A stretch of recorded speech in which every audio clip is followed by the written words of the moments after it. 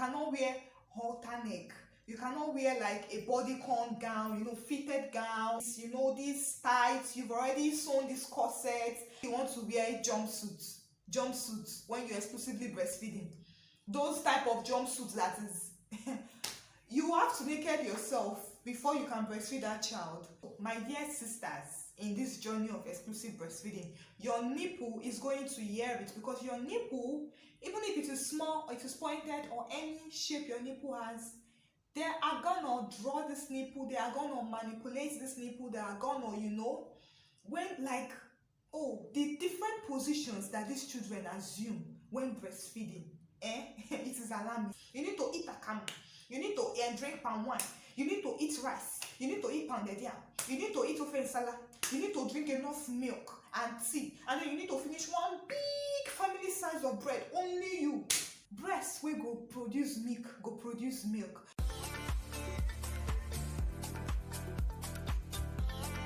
Hello everyone, you're welcome back to my YouTube channel. It's Diamond Mom here again. If you are new here, you're very much welcome. Thank you for stopping by. Please do ensure to subscribe.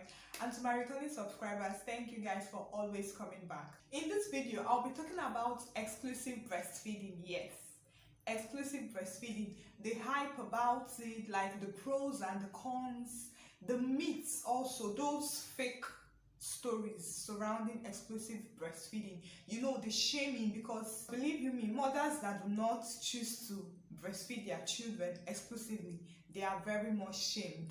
And even the mothers who choose to breastfeed their children exclusively are also shamed.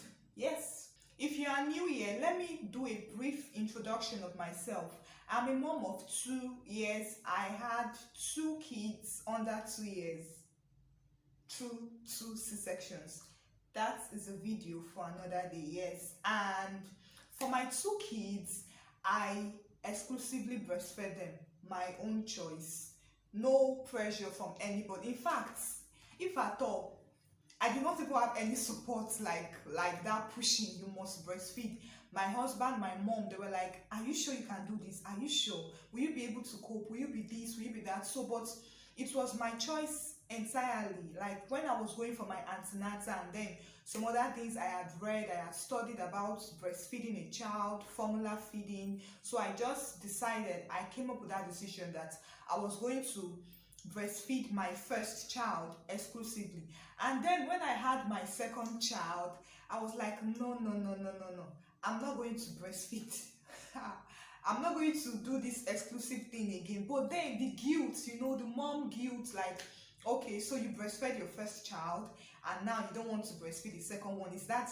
So I was like, okay, if I can do it, why not if not? So that's how I ended up breastfeeding my 2 children. And now, to the glory of God, my second child clocked 6 months, like last week, and we are done with breastfeeding. So you can call me a 2-time experienced exclusive breastfeeding mom. Please, I don't know if there's anything like that. During the antenatal days, like when you're pregnant and you attend your antenatal, we'll be taught about the advantages of exclusive breastfeeding, how it is good for your child, how it is less costly, how it is very, very healthy, like based on the neatness aspect. You don't need to start washing bottles or bottles being contaminated. You just need to clean your nipple and breastfeed your child on the go. How it is very good for the child immune system. How a child that is exclusively breastfed is more intelligent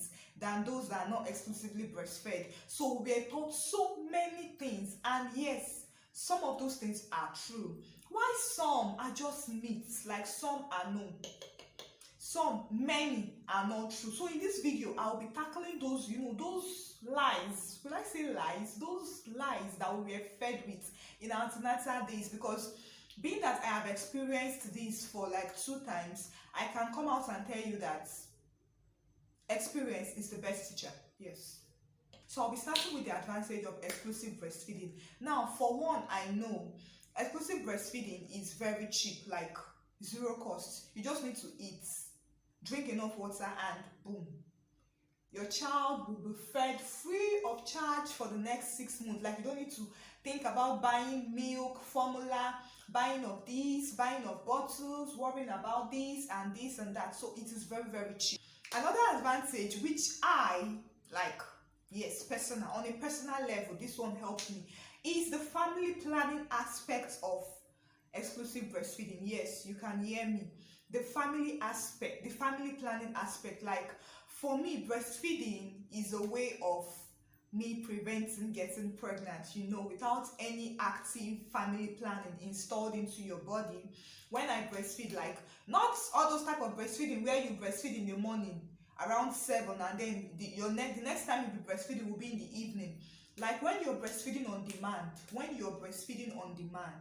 it helps to prevent you from getting pregnant. So if you're thinking of a natural way, actually I don't know, I think this one doesn't work for some people. Please, if you're among those that exclusive breastfeeding failed, like while you're breastfeeding you took in, please let me see, let us know in the comment section. But for me, I would say like exclusive breastfeeding is my go-to family planning method, because with my first child I breastfed him exclusively for like more than 6 months because my child refused to eat. Now that is another point we are coming to. Do exclusively breastfed children eat after 6 months? Now because my son refused to eat, like he refused to eat, he was so clingy, like wanting the breast. So I continued to breastfeed him like exclusively for more than 6 months, going to 7 months, before I started like, you know, trying different things, trying, and finally we had to work something that he liked. So for that 6 months, for the first 6 months of the breastfeeding, where it was purely exclusive, without water, just breast milk, I didn't take him, even though it's active, you know, Kerewa and all those stuff. So I didn't take him, and then I continued breastfeeding him, you know, up until 1 year and 3 months. Now, if I had known, I wouldn't have listened to those people that were preaching, that were encouraging me to stop breastfeeding my son, because the same month I stopped breastfeeding my son, 1 year and 3 months, that same month I took him. Yeah, I took him the same month I stopped breastfeeding my son. So I was like, oh, like, of course, it's the same thing we have been doing, you know, the same, you know, Iggy Haga that we've been doing. So for this past 1 year, 3 months, and then just the same May I took him. The same May I stopped breastfeeding my son was the same month I took him. So I was like, doesn't mean this and that. So even with this child also, with this second child, you know,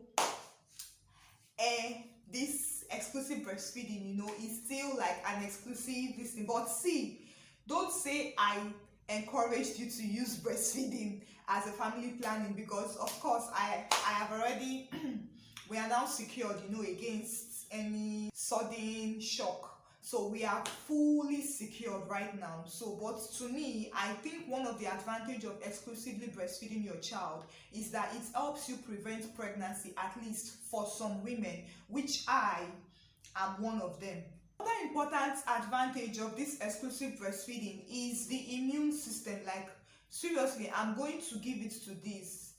Like a child that is exclusively breastfed, the immune system, you know, all the own nutrients in the breast milk, which is what is required for a child at least from birth till 6 months, helps to build that child's immune system. Like the child's immune system will be stronger and will be able to fight against diseases and all those things. Like I can tell you that this my child, my daughter, she has been exposed to so many things. Like in Nigeria right now, last month, not really right now, last month around July and June, there was this wave of flu, you know, flu, malaria, cold, fever and all those stuff. So everybody at home, we all fell sick. But guess what, my daughter, this small little girl, she didn't fall sick. Like I've been like, okay, are you sure, should we take her to the hospital, should we this? The only thing she had was catarrh, like catarrh, and which I even took her to the hospital. I explained to her, they were like, madam, do you want her to fall sick, do you want this, do you do? So I was like, okay. So that is one advantage that I will tell you, that a child that is exclusively breastfed, as like the immune system is very, very strong. There are many other advantages, but I think we all know the advantages, but it is the disadvantage that they don't hammer on, which is what I'm going to hammer on in this video. The disadvantages that come with exclusive breastfeeding, so that before making that choice, you will know what you're about to get into. The first disadvantage, you see this thing called freedom. Just cancel it. Freedom. Forget about pumping, like you pumping your milk and all those things. I don't think that one actually counts. I don't think when you're pumping, it's the same thing as when your child, is feeding on demand. I don't know, because I did not use pump for my 2 kids. I was always there for them. Whenever they need it, I'll just breastfeed and all those stuff. So, like, zero freedom actually. You have to go out with them every time, and this zero freedom, you going out with them, is also linked to you have limited choice of clothes. Of course, you cannot wear halter neck, you cannot wear like a bodycon gown, fitted gown, and you cannot go out stylish. You have to always consider a polo that you can easily pull up, or a gown whose neck, like a gown with a loose neck, or like a skirt and blouse, a shirt and a jean, something like those 2 pieces kind of fashion, and those gowns that will help you to easily manipulate breastfeeding your child. Because trust me, maybe you have these important events and you want to wear these, these tights, you've already sewn this corset and this tight thing, this bodycon gown, or you can't do it with exclusive breastfeeding. Like, the choice of your clothes is limited, because if that baby starts crying outside, of course you would shift to a private area to breastfeed the child, but you will not start, or maybe you want to wear jumpsuits when you're exclusively breastfeeding. Those type of jumpsuits that is you have to naked yourself before you can breastfeed that child. Another disadvantage, this one as in, and it is a permanent disadvantage. This one is not even about your breast sagging or what, but your nipples go year-round. Like, when you're exclusively breastfeeding, hey, forget the breast, because forget the sagging on the flesh area and all those stuff. Your nipple is the one suffering it. Those 2 brothers and sisters, they are the ones suffering it, because imagine a child having to manipulate those 2 brothers and sisters for 6 good months. And my children, I don't know, of course, I used to see some pictures online of the way children will somersault when they are, and all those stuff. See, my children sleep with breasts in their mouths. Like, yes, that's how dedicated I am in my own exclusive this thing. Because another disadvantage that comes with this is you have to sacrifice your sleep.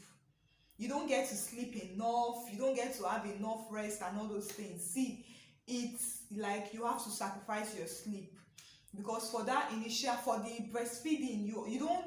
And this one is that nobody can help you except your pumping, of course. But if you're breastfeeding directly from the source, nobody will help you. So as soon as you hear your child crying or just making those sounds, those hunger sounds, you just have to wake up, open up, clean up the factory, and then get your child and start feeding. So you have to sacrifice your sleep also. My dear sisters, in this journey of exclusive breastfeeding, your nipple is going to hear it, because your nipple, even if it is small, it is pointed, or any shape your nipple has, they are gonna draw this nipple, they are gonna manipulate this nipple, they are gonna, when, like, the different positions that these children assume when breastfeeding, it is alarming.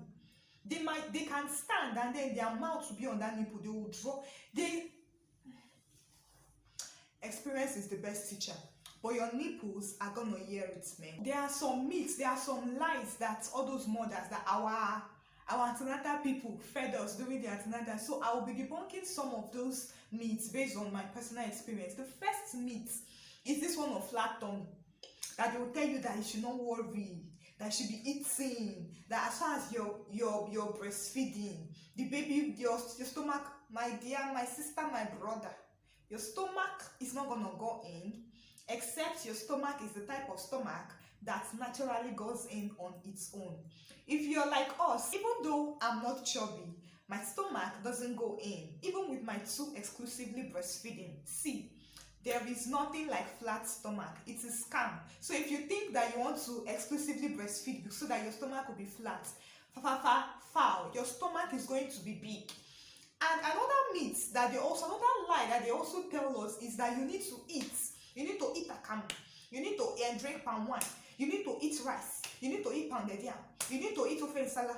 You need to drink enough milk and tea. And then you need to finish one big family size of bread. Only you. I'm here to debunk it. It is a lie. If you like, eat. Breast wey go produce milk. Because there are some people that feed so much, like it's just about your body. There's some people that are very lucky that they actually produce enough milk. They produce even without eating. The major thing is for you to drink enough water, take enough fluids, and eat a balanced diet. Because if you're saying you want to be going heavy on those carbs, on the rice, on the bread, on the akamu, on the milk, on the pounded yam, on the akpu, on the gari, on the semovita, on the all those carbohydrates, see, you only end up getting fats and your tummy you know now. So see, eating, because they will say if you don't eat for this, if you don't eat for 10, if you don't eat as if you're eating for 10, you will not produce milk. It is a lie. If you eat your normal ration, if you eat your normal size, your portion size, you're good to go when you're breastfeeding. As far as your body is breastfeeding. And then one thing again that you should know is, if you're breastfeeding often, your body is sending that signal to your brain to produce as soon as possible, like to be producing back to back. So even if you're eating and you're just breastfeeding morning, afternoon, night, your breast milk your breast milk production will be low. So the main thing is for you, demand and supply. As your baby is sucking, or as you're pumping more, there will be this you need to produce. But if you're not breastfeeding, if you're not pumping, your breast milk will be low. Another myth, another lie that I want to debunk, for those of us that have sweet tooth, I know this one, you'll be very happy with this one. Anyway, this one is those women, those midwives that will tell you that if you're breastfeeding, you should not eat sugar, you should not drink soda, you should not eat other sugary things, you should not eat pepper, because the baby lori iro. It's a lie. Because for me, I have a sweet tooth. Like, I can't do without sugar, I can't do without sugary food and all those things. And for my first son, I used to breastfeed him, and I'll be drinking Fanta, I'll be drinking Coke, I'll be drinking Mirinda, I'll be eating sugar, I'll be eating all those things. See, it doesn't affect the child.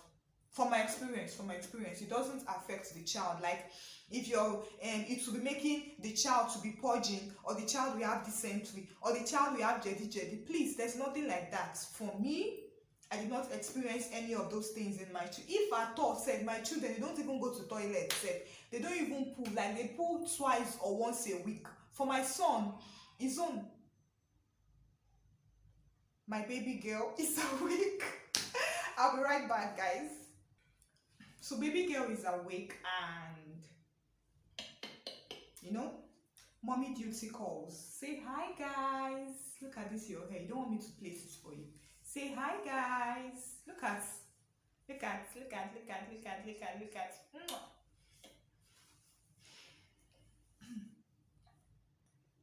So guys, it doesn't matter if you eat sugary things or peppery things or all those things. It doesn't affect your baby. It doesn't, because it didn't affect my two children. So I think that is just a lie, a propaganda against we that have sweet tooth, to deter us from eating those sugary things. Another myth, another lie that I want to debunk is that exclusively breastfed children are more intelligent. Lie. It's a lie, guys. It's a lie. Exclusively breastfed children are not more intelligent. It depends on if your child is intelligent, if you or your partner, maybe from your lineage, if you're intelligent, it just helps to boost. But if your child If a child is not intelligent at all, exclusively breastfeeding a child cannot just do the miracle. It only helps to boost. Another myth also that I want to debunk is that exclusively breastfed children do not eat very well when you start to introduce solids to them. It's a lie. It's a lie, guys. It depends on the child. My first son, I would have believed that lie, that oh, it's because he was exclusively breastfed, it's because of this, it's because of that. That is why he did not eat. But guys, with this my daughter, I'm exclusively breastfeeding this girl. When she was 4 months, if we are eating like this and I'm carrying her, the way this girl will be like looking at us, expecting her to give her the food, but you know, I had to resist temptation. I cannot come and form my hand in this exclusive journey. But guys, as soon as she clocked 6 months, when I introduced solids to her, the way this girl rushed, as if she has been eating it. I will drop a funny clip of this girl eating chicken bone. Like, you would not believe that this girl was actually exclusively breastfed for 6 good months without water. So that one just depends on the child. If a child would eat, that child would eat. If a child will not eat, it doesn't have to do with exclusively breastfeeding a child. So it's just that every child is different. Another lie that is a propaganda against us is that those with small breasts cannot exclusively breastfeed, that they cannot produce enough milk. Is a lie. It is a lie. The size of a breast does not determine if you would be able to produce enough milk or not. In fact, if at all, from what I've been hearing, those with those large, they find it hard to even breastfeed their child. Like, they used to complain of low breast milk supply. But those with, this moderate to small size, they actually, it is surprising. So it's just ironical, right? So that is a lie, that if you have small breasts, forget about it. Okay, what are you wasting? A child will not be able to, you cannot belly full, you can't satisfy your child. And that, it is a lie, guys. It is a lie. It's a propaganda against us. Don't believe that. Another myth, another lie also, is that exclusively breastfed children are fat, they are obese, they are the most, is a lie. It is a lie. So if you think that, okay, you want your child to be fat, and then you think it is exclusively breastfeeding, exclusive breastfeeding that will make your child to be fat. See, it is a lie. Don't just, if your child will be fat, your child will be fat. For my 2 children, even with your exclusive breastfeeding, they are not fat. Like, I don't know, if you look at me, you don't expect me to be carrying that. And I also prayed, say, when I was pregnant, that God, please don't give me a fat child. With my first pregnancy, I don't want, because I don't have strength to carry a fat child and all those stuff. So, but I know my friends that exclusively breastfed their child, and if you see their child is very fat. So I just think it depends. You might breastfeed your child exclusively and that child, would be fat. And you might breastfeed your child and combine it with formula, pap, and all those stuffs, and the child will be fat also. You might even do these things and your child will be moderate. So the main thing is to have a healthy child. Of course, because some people will be like, another myth also is that only breast milk cannot satisfy a child, that you need to combine it with water. It's a lie. Only breast milk contains all the nutrients. In fact, it is 90% or 95% water and other nutrients combined. So you don't need to worry about your child getting, as far as during your immunization visits or your visits to the doctor, after examining your child, checking their weights and other stuffs, they see that your child is okay, that your child is meeting the milestones, is reaching the milestones, you're good to go. You're good to go, except your doctor notices that, okay, no, you need to start adding a supplement, like a food to supplement the breast milk. Unless you choose, like, no, this exclusive breastfeeding thing is not for me. No, I can't do it. Fine, no one is forcing you. Also, no one is forcing you. It's a thing of choice, because as you can see from this video, the disadvantage is even more than the advantage. Seriously. So you just need to strong your mind.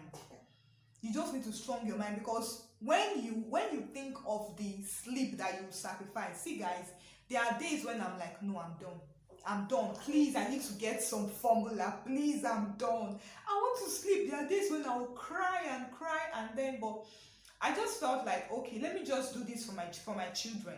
And maybe if I hadn't done it with my first son, there will be nothing, there will be no guilt trip for me to do it with my second child. But I felt, since I've done it with my first child, if I don't do it with my second child, nobody is pressuring me, but inside I just feel that mom guilt. And then if there will be a third child, I would also do it. I don't know, but I'll feel, it's being partial. I did it with my two children and then this child. So, but guys, it takes lots of sacrifice, lots of strong mind. Like, your mind needs strong for you to be able to consider doing this exclusive. I just thought, like, let me share with you guys my experience, being that a two-time experienced mom. It's not like I'm still in shock. Yes, I'm still in shock. Like, look at the way this baby is looking at me. Look at the way she's looking at me. She's like, what's my mom saying? Yes, I'm proud of myself. Like, a two-time experienced mom. Like, I exclusively breastfed you and your brother. So I just felt like, let me just share with you guys my experience. So in case maybe there might be someone that will be having, that is, in a dilemma as to, should I do this? Can I do this? Can I do this?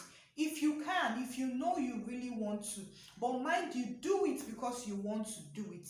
Don't do it because anybody is forcing you. Don't do it because anybody is forcing you. Because, my dear, if you do it because anybody is forcing you, you won't be able to do it. This thing is not easy.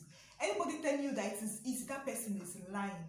So exclusively breastfeed a child is not easy. So do it because you want to do it for your children, not because your friends or your family, or if you should go to antenatal, other women, because of to immunization, I mean other women, you will see women shaming their fellow women. Look at you, you cannot do exclusive, you don't do this, you don't do this. Or you will see some women shaming those that are exclusively breastfeeding their children, that, look at you, because you don't have money to buy milk, you don't do this. So don't fall on any side because of pressure from the outside world or from external forces. Do it because you want to do it. If you want to combine formula, do it because you want to do it. See, nobody will do it for you. It's your body, it's your strength. So guys, if you found this video interesting, if you found this video educative, please let me know in the comment section. Drop your comments. What do you think? Would you advise, would you go for exclusive, or would you go for, the formula and breast milk combined together? What are your thoughts? Like, is there any lie, is there any other lie that you feel like, any other myths that you feel like we need to debunk? Please let us know in the comment section. And don't forget to give this video a thumbs up. Also, subscribe to this channel. You'll be glad you did.